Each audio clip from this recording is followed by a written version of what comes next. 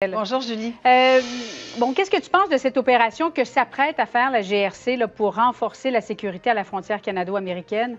Ben, écoute, comme vient de le dire ton invité, c'est quand même assez fascinant qu'il faille un dîner d'État entre Donald Trump et Justin Trudeau, un dîner décidé à la dernière minute pour faire bouger finalement le gouvernement canadien à renforcer sa sécurité aux frontières.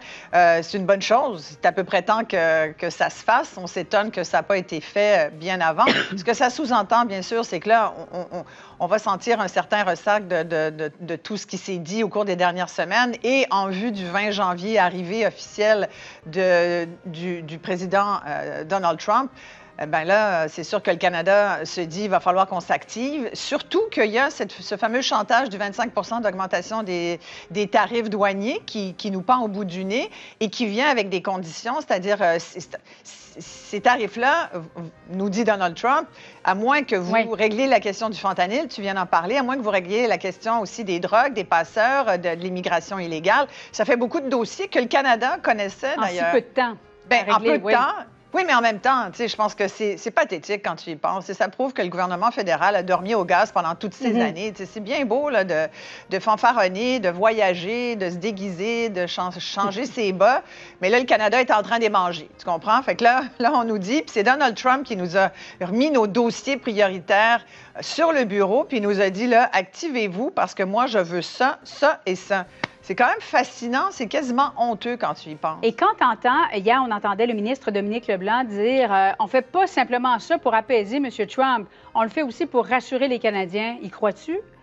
Bien, oui, en partie, oui, je pense qu'il y a de ça. Moi, je t'avoue, c'est Dominique Leblanc qui parle, puis j'aime bien entendre que ce soit Dominique Leblanc parce que je pense qu'il fait bien son travail en ce moment, là, de nous expliquer ce qui s'est passé. Je pense qu'on l'a envoyé porter le message. C'est le messager là, qui nous dit voici ce que ça va nous apporter, puis en même temps, les Canadiens vont être plus en sécurité. Mais tu sais, ça fait des années quand même qu'il y a des experts comme Michel Junot-Katsuya et d'autres, que les médias le disent. Il y a des enjeux. Je veux dire, nous, le Québec, le premier ministre François Legault le dit, François Bonnardel, c'est pas la première fois non plus qu'il le dit, à quel point c'est nécessaire qu'il y ait des actions concertées puis qu'il y ait une véritable intervention à la frontière canadienne, puis beaucoup québécoises vis-à-vis des États-Unis également. Je veux dire, on ne refera pas toute la question, tout le dossier du chemin Roxham, mais tu sais, ça fait pas tellement longtemps qu'il est réglé, le chemin Roxham, puis là, petite nouvelle pour vous autres, ça va repartir de plus belle. Là. Fait que, puis en même temps, tu sais, il y a plein de choses erronées là-dedans, parce que quand Trump nous dit « réglez votre problème de fentanyl », tu avais une très bonne question tout à l'heure à savoir est-ce que c'est vraiment un problème? C'est pas de l'autre bord, le problème, puis tu comprends? Alors là, on nous met sur le dos des dossiers qui nous appartiennent, oui, mais pas complètement. On n'est pas les seuls responsables. Les États-Unis nous en envoient beaucoup d'immigrants illégaux. Il y a un système de passeurs professionnels aussi qui abuse beaucoup aussi de ces pauvres gens là, qui se cherchent un endroit pour se réfugier.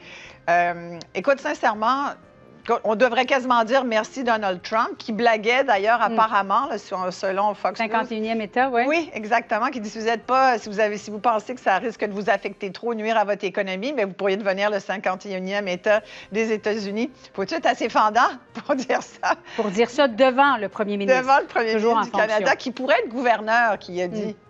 Libéral. Voilà. Gouverneur très progressiste.